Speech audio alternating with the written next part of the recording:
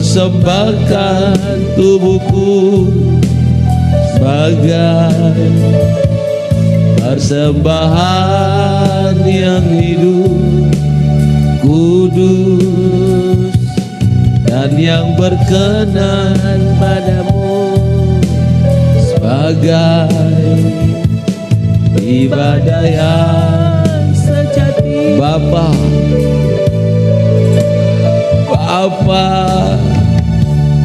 ku persembahkan tubuhku sebagai persembahan yang hidup, kudus dan yang berkenan padamu, sebagai ibadah yang sejati. Ku sembah Kau, Yesus. Ku sembah Kau, Yesus. Ku serahkan hidupku kepadamu untuk kemuliaan nama-Mu. Ku sembah Kau, ku sembah Kau, Yesus. Ku sembah Kau, Yesus. Ku serahkan hidupku kepadamu untuk kemuliaan.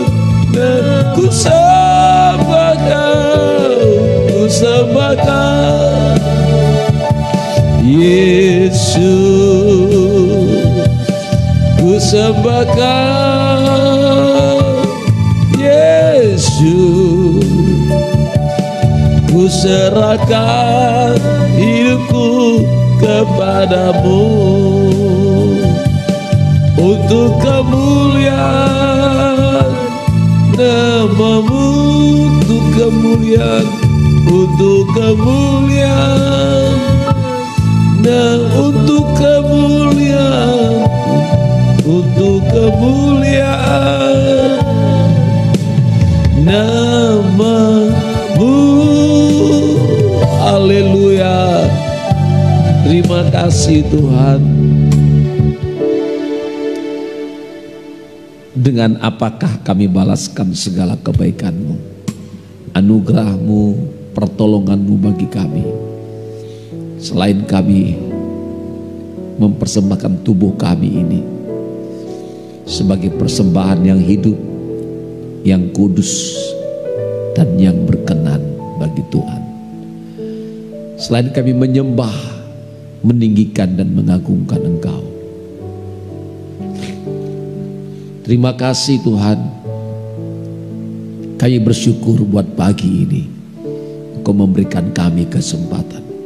Engkau berikan kami waktu untuk kami dapat kembali bersyukur. Berterima kasih buat pertolongan-Mu, buat perlindungan-Mu. Layaklah kami bersyukur kepadamu. Terima kasih Tuhan Yesus yang baik. Terpujilah nama-Mu Tuhan. Kami mau mempersiapkan hati kami untuk membaca dan merenungkan firman-Mu, biar menjadi kekuatan bagi kami. Kuasai hati dan pikiran kami. Dalam nama Tuhan Yesus, kami akan membaca, merenungkan, dan kami akan melakukan setiap firman-Mu dalam hidup kami. Dalam nama Yesus kami sudah berdoa dan bersyukur. Haleluya. Bersama kita katakan amin. Amin. Mari sama-sama kita akan membuka Alkitab kita, saudara. Kita akan membaca firman Tuhan yang juga menjadi kebutuhan kita, sebab firman itu adalah makanan rohani kita yang bisa memberikan kekuatan bagi saya dan saudara. Hari ini tanggal 27 Mei 2020. Mari kita baca dari Amsal yang ke-27. Kita akan baca secara responsoria, secara bergantian. Secara bergantian kita akan baca firman Tuhan ini. Saya akan baca ayat 1, surah ayat kedua, demikian seterusnya. Kita akan saling bergantian membaca firman Tuhan ini. Demikian firman Tuhan, janganlah memuji diri karena esok hari, karena engkau tidak tahu apa yang akan terjadi hari itu. Biarlah orang lain memuji engkau dan bukan mulutmu, orang yang tidak kau kenal dan bukan bibirmu sendiri. Batu adalah berat dan pasir pun adalah berat. Pasir pun ada beratnya. Tetapi lebih berat dari kedua-duanya adalah sakit hati terhadap orang bodoh. Panas hati kejam dan murka melanda, tetapi siapa dapat tahan terhadap cemburu?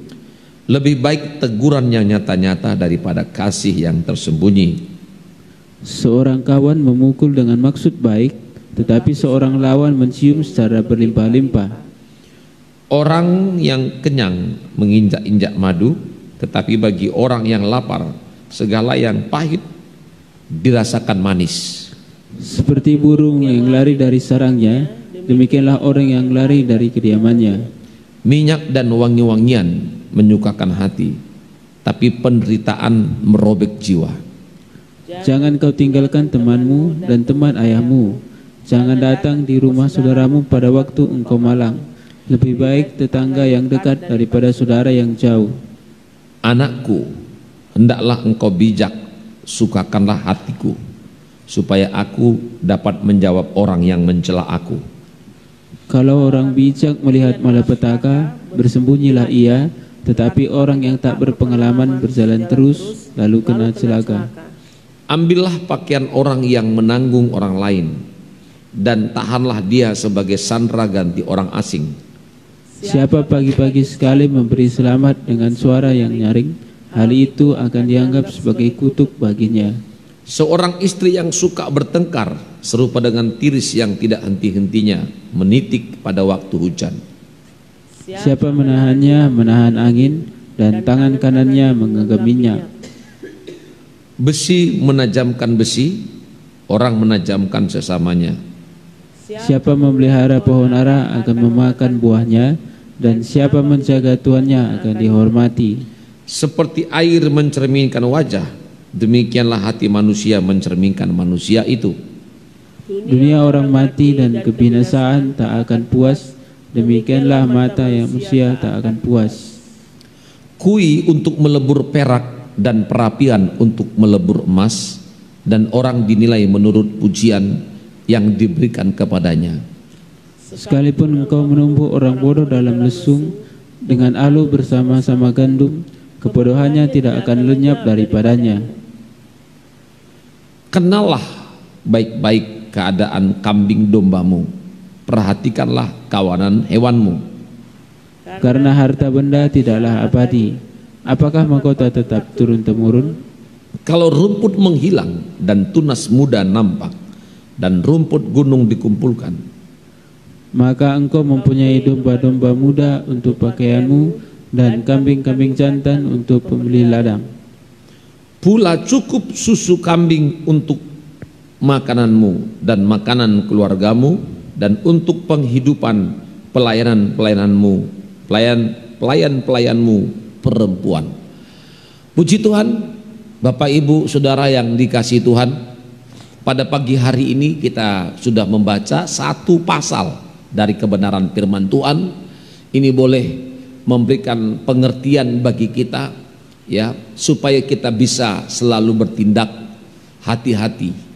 Kebenaran firman ini menjadi satu koreksi bagi kita, menjadi satu petunjuk bagi kita, supaya kita tidak berbicara, berpikir, kemudian bertindak menurut keinginan kita, menurut kemauan kita, tapi kita belajar untuk mengikuti apa yang Tuhan mau. Saudara, oleh sebab itu pada kesempatan pagi ini ya saya akan men-sharekan berkat yang kita dapat lewat pembacaan Amsal pasal 27 ini, saudara. Ya, dari ayat yang ke-5 dan ayat yang ke-6. Mari sama-sama kita baca ayat 5 dan ayat yang ke-6. Lebih baik teguran yang nyata-nyata daripada kasih yang tersembunyi. Seorang kawan memukul dengan maksud baik, tetapi seorang mencium cara berlimpah-limpah. Saudara, kebenaran firman Tuhan pagi ini memberikan satu pengertian bagi kita, supaya kita memahami walaupun secara perasaan, secara daging, bicara dengan teguran, ya, pukulan, itu tidak enak, itu sakit, saudara. Tapi Alkitab mencatat lebih baik teguran, ya, yang nyata-nyata daripada kasih yang tersembunyi. Ya. Lebih baik teguran. Teguran ini penting untuk menyehatkan iman kita, menyehatkan rohani kita. Saudara, pasti orang yang suka sehat rohaninya pasti suka untuk ditegur, ya, pasti ingin untuk ditegur. Saudara, teguran itu menyehatkan, ya.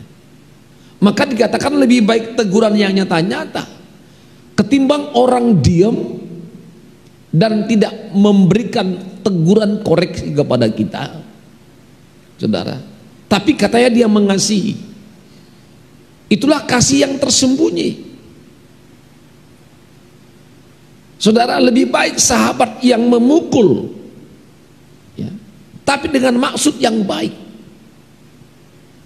Kalau sudah nyawa kita mau hampir melayang menuju kepada kebinasaan,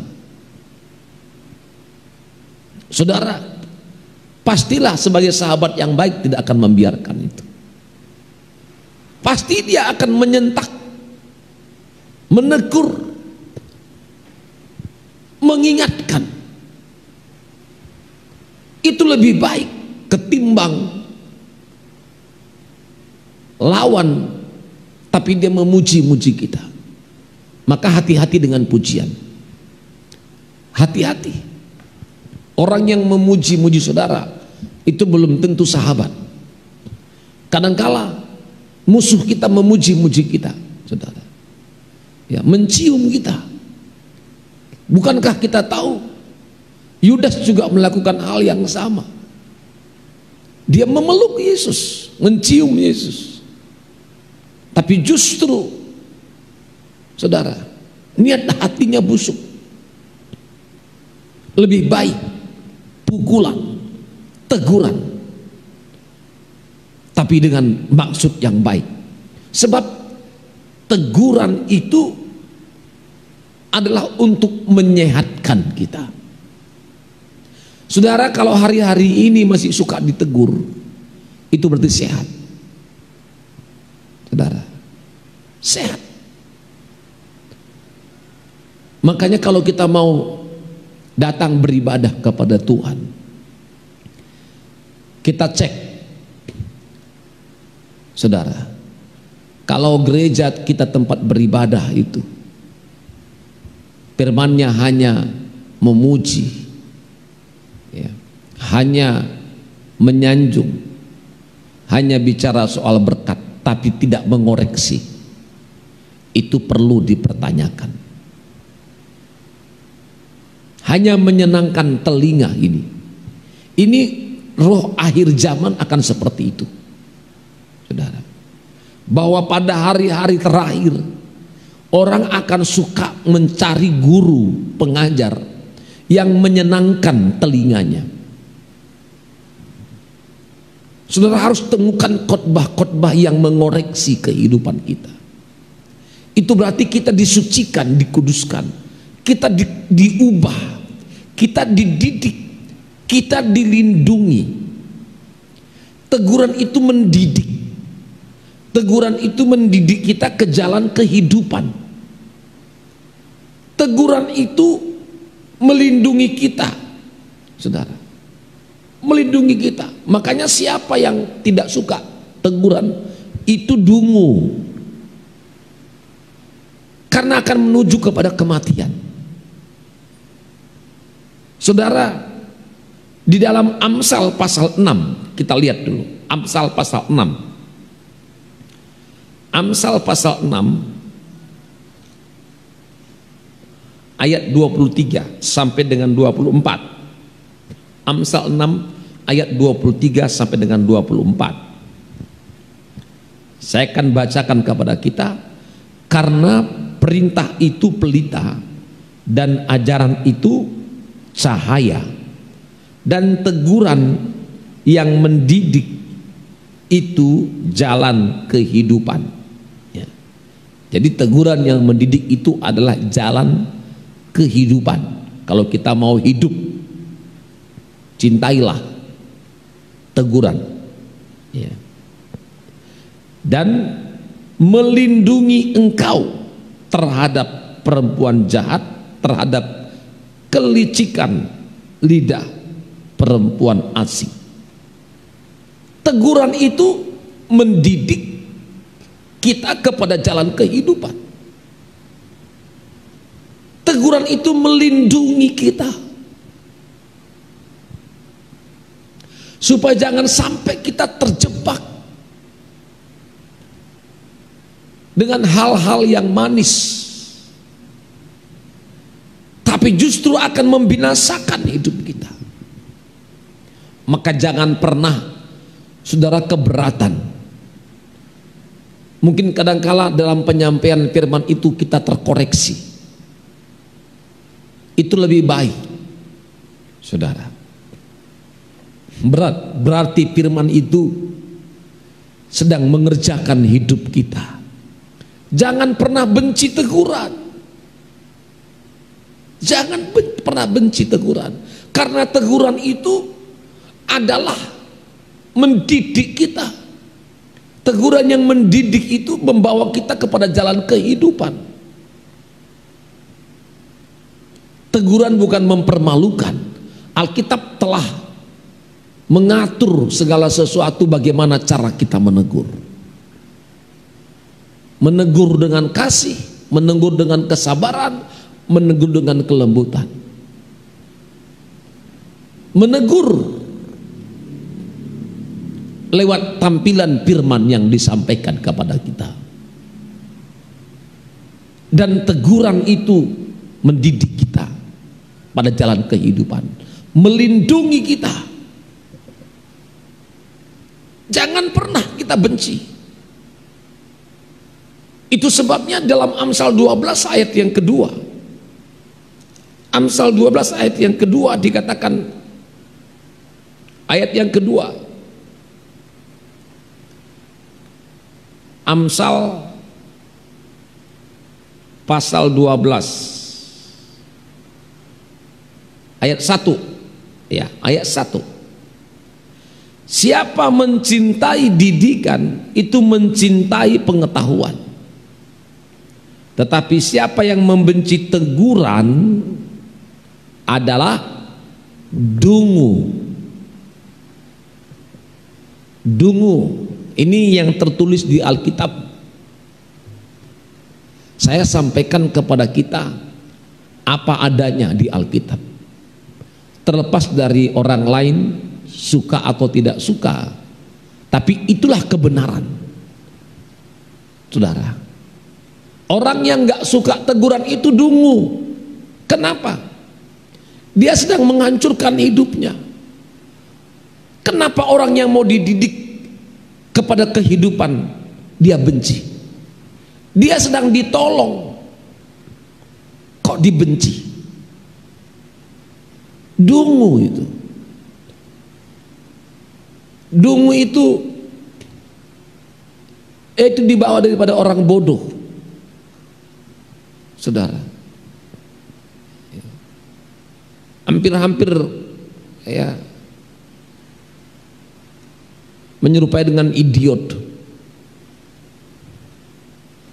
Dungu. bagaimana mungkin kita bisa mendapatkan kehidupan yang kekal? Kalau jangankan dungu, orang bodoh aja tadi Alkitab mengatakan, sekalipun ditumbuk dengan lesung, ya, kan itu tadi Alkitab di dalam Amsal 27 ayat yang ke-22, sekalipun engkau menumbuk orang bodoh dengan lesung, dengan alu bersama-sama gandum, kebodohannya tidak akan lenyap daripadanya. Itu kebodohannya gak lenyap. Maka kita belajar, saudara, ketika firman yang ditampilkan bagi kita itu bagaikan pedang yang tajam, aminkan dan terimalah itu. Sepanjang itu kebenaran, ini prinsip hidup untuk kita bisa diselamatkan. Betapapun tajamnya pedang firman Allah itu, saudara, jangan pernah kita tolak, sebab dia sedang menyehatkan kita. Dia sedang memisahkan antara roh dan jiwa kita, saudara. Jadi kalau ada orang menolak teguran, itu tunggu, berarti dia sedang membiarkan hidupnya menuju kepada kematian. Dia sedang membiarkan hidupnya menuju kepada kebinasaan. Ini yang terjadi, yang kita lihat. Nah, dunia sekarang kan yang suka apa? Yang dipuji, yang senang-senang. Makanya di dalam 2 Timotius pasal 4 ayat yang kedua, ini sekarang akhir zaman ini, kesukaannya ini, saudara. 2 Timotius pasal 4 ayat yang kedua. Demikian firman Tuhan. 2 Timotius pasal 4 ayat yang kedua. Beritakanlah firman, siap sedialah, baik atau tidak baik waktunya.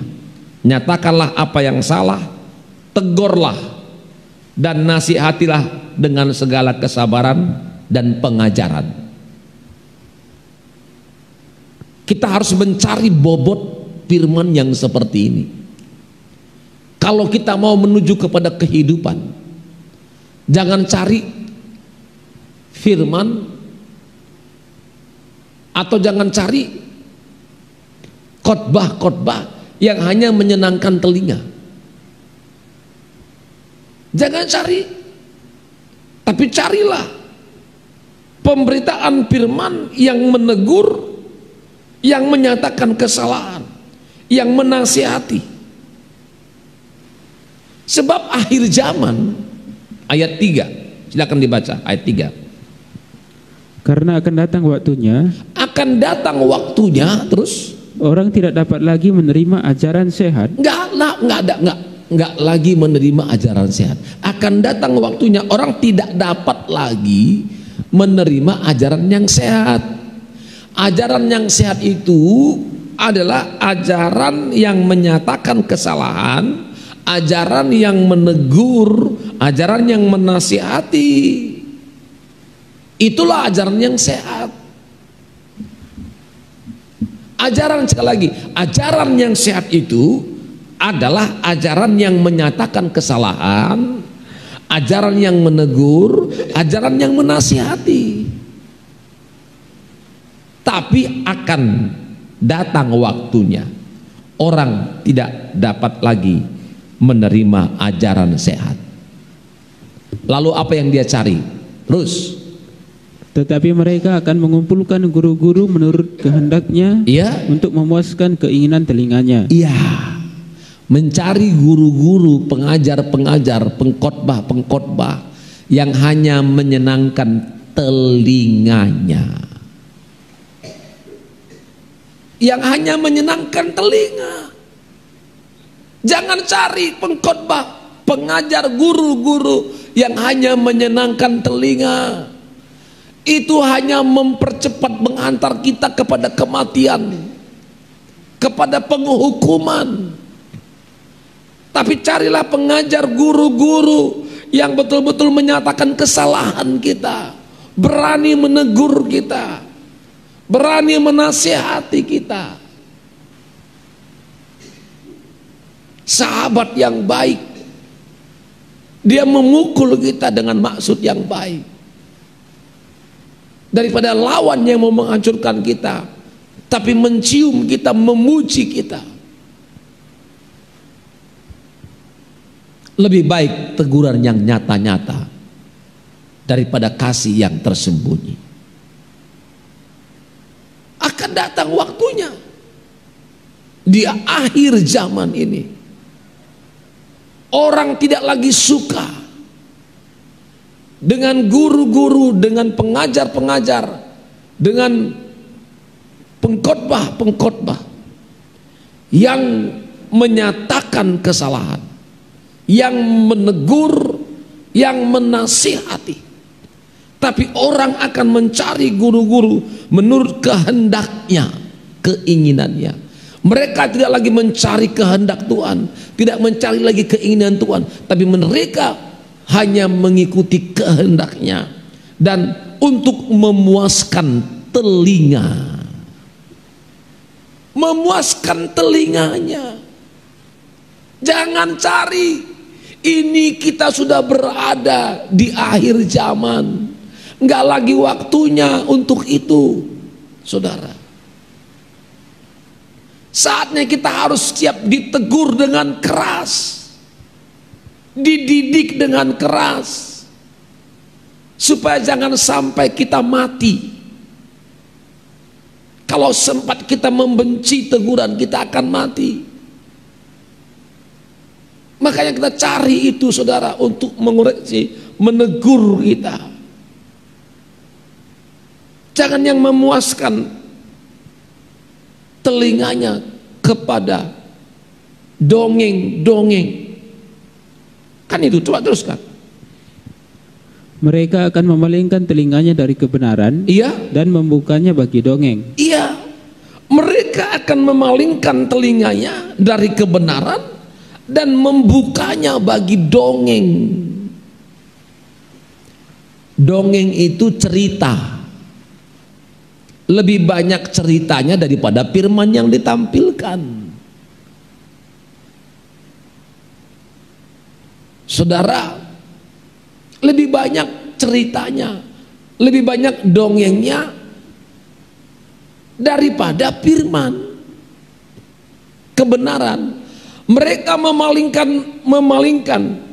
mereka memalingkan telinganya dari kebenaran. Sebab kebenaran itu adalah ajaran yang sehat, yang menyatakan kesalahan, yang menegur, yang menasihati. Dia palingkan itu dan dia mulai, saudara, menerima ajaran kepada dongeng-dongeng yang menyenangkan telinga. Firman inilah yang bisa menghidupkan kita. Oleh sebab itu, sampai hari ini saya tetap memberitakan firman. Beritakanlah firman, baik tidak baik waktunya. Jadi yang diberitakan firman bukan dongeng, bukan cerita. Maka ayat demi ayat yang kita sampaikan, ayat demi ayat, firman demi firman. Bukan bercerita. Saya bisa bercerita berjam-jam di sini kalau mau cerita, saudara. Tapi kalau hanya cerita tanpa ada kebenaran, tanpa ada firman, apa yang mengubahkan hidup kita? Firman, saudara. Kebenaran. Orang berpaling dari kebenaran sekarang, akhir zaman. Saudara yang kekasih, oleh sebab itu, mari supaya kita bisa menguasai diri kita. Walau kadangkala tidak enak ditegur, dikoreksi, tapi Alkitab mencatat, kuasailah dirimu dalam segala hal. Sabarlah menderita. lakukan pekerjaan pemberitaan Injil, dan tunaikan tugas pelayananmu. Jadi sekali lagi, terima kebenaran firman. Itu untuk menyehatkan iman kita, menyehatkan rohani kita. Lebih baik teguran yang nyata-nyata daripada kasih yang tersembunyi. Lebih baik. Saudara, kita lihat beberapa contoh dalam Alkitab. Karena tidak rela untuk ditegur, akhirnya berakhir dengan kematian. Salah satu contoh, tidak peduli walaupun profesi kita sebagai hamba Tuhan, sebagai pelayan Tuhan, sebagai jemaat Tuhan, sama di hadapan Tuhan. Saudara, kita tahu semua Hofni dan Pinehas itu anak seorang imam Eli. Dan bagaimana pada waktu Hofni Pinehas itu melakukan kesalahan, berbuat dosa. Kita lihat dulu dari 1 Samuel pasal 3 ayat 13. Ayat 13. 1 Samuel pasal 3 ayat yang ke-13. Ya, silakan dibaca. 1 Samuel 3 yang ke-13. Sebab telah kuberitahukan kepadanya bahwa aku akan menghukum keluarganya untuk selamanya. Terus, karena dosa yang telah diketahuinya. Karena dosa yang telah diketahuinya. Kenapa dia dihukum? Karena dosa. Jadi kalau kita membiarkan dosa dalam hidup kita, kita akan sedang membiarkan hukuman itu datang kepada kita. Saudara, karena dosa maka dia dihukum. Dosa apa? Dosa yang telah diketahuinya. Bukan dosa yang nggak tahu, dosa yang telah diketahuinya. Terus, yakni bahwa anak-anaknya telah menghujat Allah, tetapi ia tidak memarahi mereka. Tapi nggak ditegur. Sudah menghujat Tuhan, sudah berbuat kesalahan tapi nggak ditegur.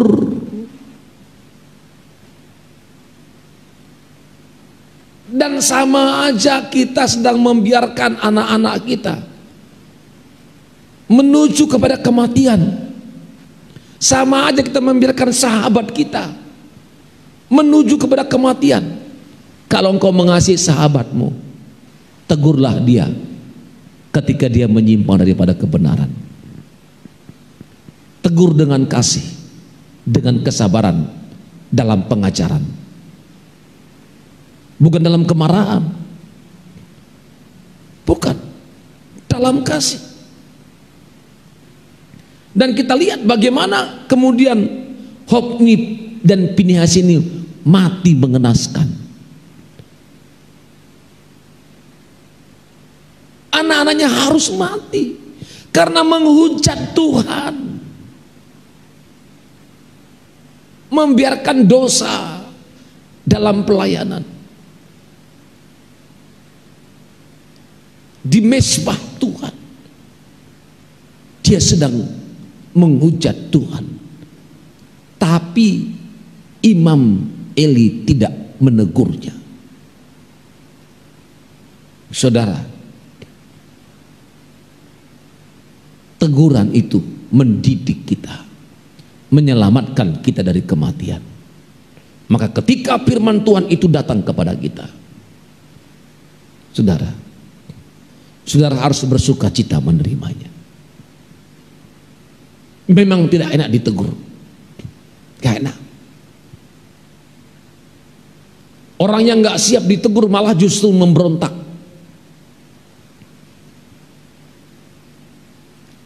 Ada dua reaksi ketika teguran itu datang. Kita lihat ada contoh Daud dan Herodes. Dua-dua ditegur. Daud ditegur oleh Nabi Nathan. Dia dikoreksi dosanya. Kaulah itu yang sudah berdosa. Tapi Daud kemudian menyadari dan dia bertobat. Luar biasa kehidupan Daud dipulihkan oleh Tuhan. Kalau mau hidupmu dipulihkan Tuhan, ketika ada koreksi firman dalam hidupmu, bertobatlah sungguh-sungguh, maka hidupmu akan dipulihkan, saudara. Tapi Herodes, ketika Yohanes Pembaptis menegur dia soal nikahnya, dan saudara boleh baca di dalam Matius pasal 14 ayat 4 sampai ayat yang kelima. Waktu ketika ditegur, coba kita lihat dulu. Ini yang gak siap ditegur, dikoreksi. Lihat, silakan dibaca dulu. Matius 14 ayat 4 sampai 5. Matius 14 ayat yang keempat. Karena Yohanes pernah menegurnya, katanya, tidak halal engkau mengambil Herodias. Terus Herodes ingin membunuhnya, ya, tetapi ia takut akan orang banyak yang memandang Yohanes sebagai nabi. Orang yang gak mau bertobat dan membenci teguran, gak siap ditegur. Ini respon yang kedua ini. Ketika ditegur, malah kita melihat, saudara, Herodes bukan hanya membenci, tapi mau membunuh. Itulah resikonya menyatakan kebenaran. Selalu ada yang suka dan tidak suka. Tapi orang yang menerima teguran, orang yang menerima koreksi, maka dia akan mendapatkan hidup. Tapi orang yang membenci teguran, dia akan mati. Saudara, sedikit lagi kita lihat dari Amsal pasal 15 ayat yang ke-10. Amsal 15 ayat yang ke-10. Amsal pasal 15 ayat yang ke-10. Ya, silakan dibaca. Didikan yang keras adalah bagi orang yang meninggalkan jalan yang benar. Didikan yang keras adalah bagi orang yang meninggalkan jalan yang benar. Jadi kadang-kala teguran itu keras kepada kita. Terus, dan siapa benci kepada teguran akan mati. Yang benci pada teguran akan mati. Jadi cobalah, kalau saudara membenci teguran, tunggu waktunya. Kematian sedang menunggu di depan. Kegagalan sedang menunggu di depan. Kehancuran sedang menunggu di depan. Orang yang tidak siap membenci teguran bukan hanya dungu, tapi dikatakan orang yang membenci teguran akan mati. Maka ketika sahabat kita menegur kita, saudara harus bisa menerima dengan baik. Saudara tahu antara Daud dan Jonathan itu dekat.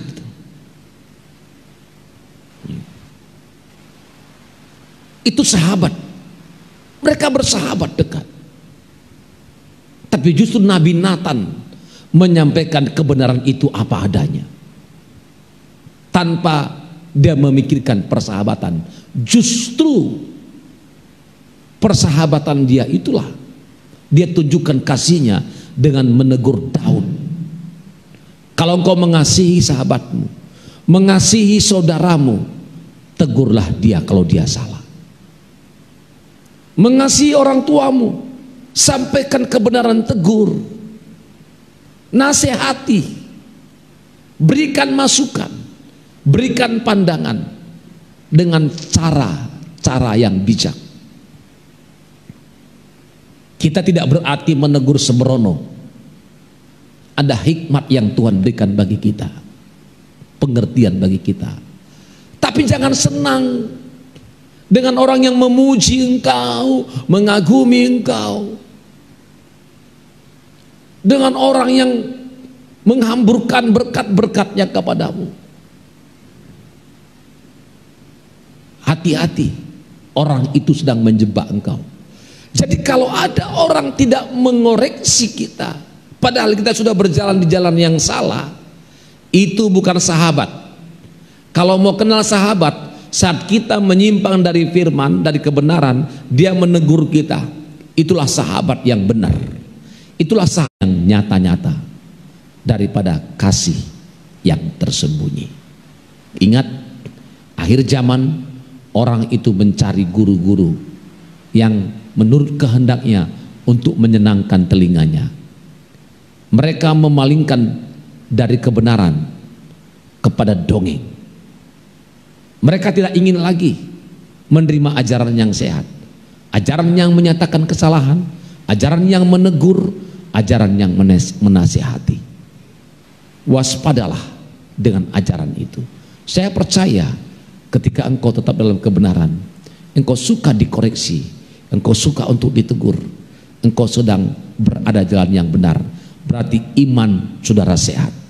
Iman yang nggak sehat saat nggak siap lagi ditegur, nggak siap lagi dikoreksi. Saudara, kalau imanmu nggak sehat, berarti imanmu sedang sakit, berarti engkau diambang kematian. Jangan sampai. Sebab itu mari sama-sama pagi ini kita renungkan berkat firman Tuhan di pagi ini. Kiranya bisa menjadi berkat bagi kita semua.